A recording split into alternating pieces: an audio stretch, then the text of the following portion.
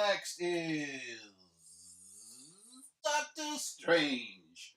Now, it's kind of hard to come from this high, right? Now fucking just drop like and a then rock. drop because, and an ongoing theme for me with Marvel is I don't understand why they're making a movie about this character or these characters. They're watching the movie and going, I'm pleasantly surprised. Yeah. I did it with Guardians. I get it now. Okay. I did it with Ant-Man, but after Ant-Man, I officially was like, they can do it with anyone. So when they did Doctor Strange, and I love Benedict Cumberbatch,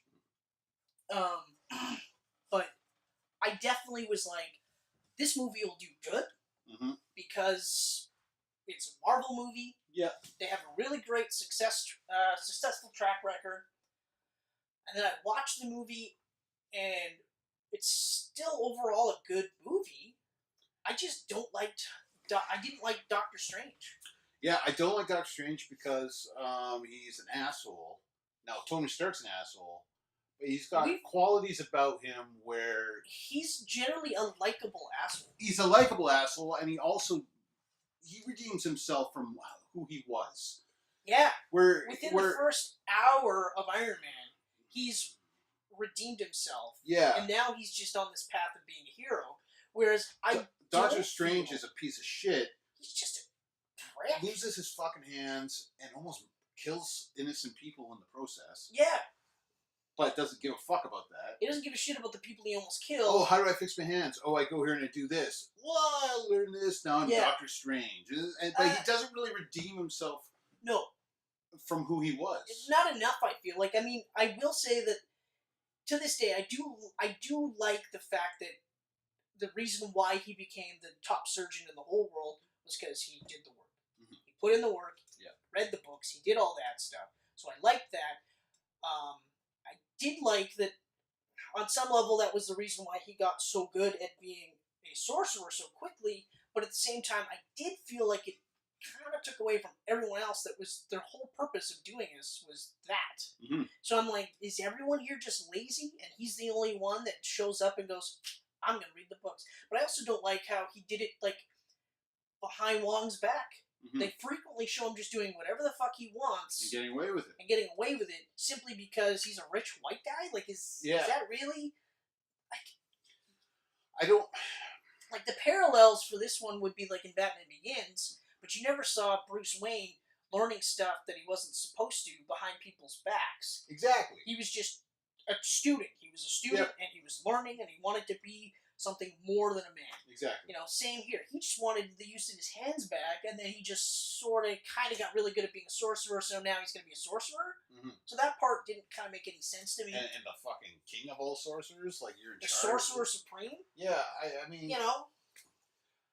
And he's a prick all the way through. It's literally only at the end of the movie, and I'll only just say this really quickly, that I actually was kind of like, okay, I'm okay with this, but I've said this countless times. Thor Ragnarok, that version, I'm all in.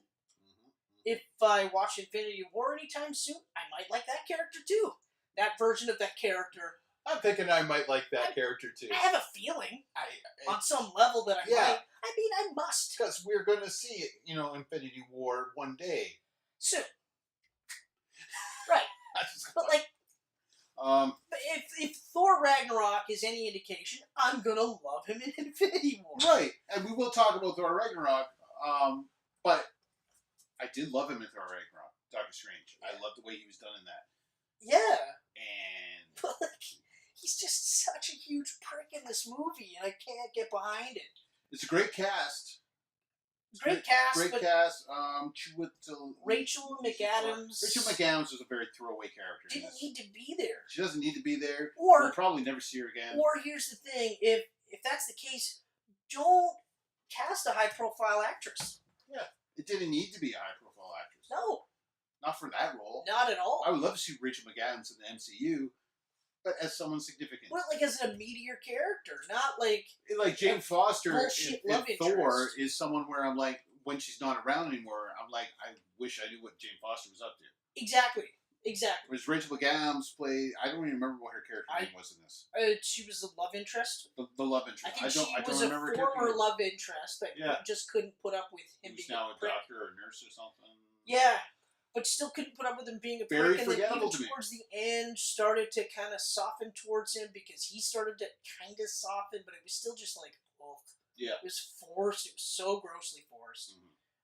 And it's a shame because she's a great actress. Great actress, but she's one of the few, like, we always say in the Marvel movies, they're generally well acted. And it's a well acted role, it's just, it's a shitty role for her. Yeah. You know? So weird. Felt bad about that for her. You were saying Chiwetel, I wish I knew how to say his name. Mordo? Yeah. Great Mordo. Yeah. He was a great character in the movie. I like how it sets it up for him to possibly become the evil Mordo. Especially because, like, I like that he's the one guy who's just like, hold on, wait a minute. This guy? Yeah. I was here longer. I would understand why he would want to become evil. But this is the guy. Mm-hmm. Oh, you read books. I read fucking books too. I'm better at it than him. Yeah. Okay, fine. He's the Sorcerer Supreme. I'm going to be a Baron. Fuck you. Mm-hmm. Makes sense. So that makes sense. I would like to actually see a sequel, believe it or not. I would like to see a sequel just because I want to see more of him. Yeah. It's funny enough. I want to see more of him than Doctor Strange. Right now, no. I mean, like, in this movie, I don't want to see Doctor Strange. But right now, after I want to see War that we might see one day that we haven't seen yet. I think he's one of the scene stealers if I could predict the future. Yes. We watch Infinity War. We have the time stone. We're from the future. We're from the future. Oh. Doctor Strange is kick ass in that movie. This movie, not so much. Yeah. This movie, I fucking hate him, actually. Except for the ending, but I'm not there yet. I'm not there yet. Benedict Wong. Great. He was awesome. Excellent casting. Excellent casting with the one, too. Yeah. Controversial, to say the least. Obviously. But I feel like it was lose-lose. It was. If you lose-lose. Cast a stereotypical... Like, if you cast an Asian person in that role, then they're going to get bit for being a stereotypical Asian character. Yes. Okay? Oh, so then, he knows martial arts. Of course he does. Yeah, or, he's this mystic person because he's Asian. Oh, there's going to be someone's going to get offended by that. Mm-hmm. Just like with Mandarin. The way they did Mandarin with Ben Kingsley, I think, was the perfect way to do it if they would have kept it as that. Sort of like the all-encompassing racial stereotype of every single terrorist. Yeah. You know, not just one particular one. That was great. So, when they cast Tilda Swinton, I was like, oh, okay. Yeah. All right. I was intrigued. I'm okay with I didn't automatically go, but it's supposed to be an Asian man. Yeah, I was like, okay. She's a great actress. I'm willing to see how this plays out. And if I remember correctly... Unfortunately, she's white. Yeah, but if I remember correctly, they didn't even, talk about gender. No, they didn't talk about gender. It was just the one. That was it. It doesn't need to have a gender. So I was like, I thought that worked. It was a nice little twist, you know? And even, the hint at being a bad guy, because she makes the deal, right? Yeah. I was like, oh, holy fuck. So that was really, really cool. And the special effects were crazy cool in this movie. Yeah, it was like Inception on fucking acid. Yeah. Just, whoa! You get a glimpse of some of the special effects in Ant-Man in the quantum dimension, quantum realm.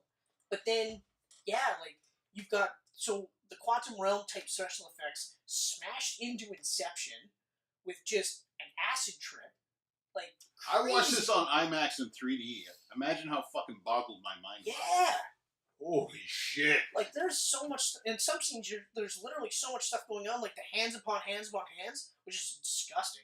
Mm-hmm. It's absolutely horrifying to see that many hands on hands, on hands, on hands. Yeah. But craziness. Just craziness abound. Mads Mikkelsen I love, but the character here was very much like the Dark Elf.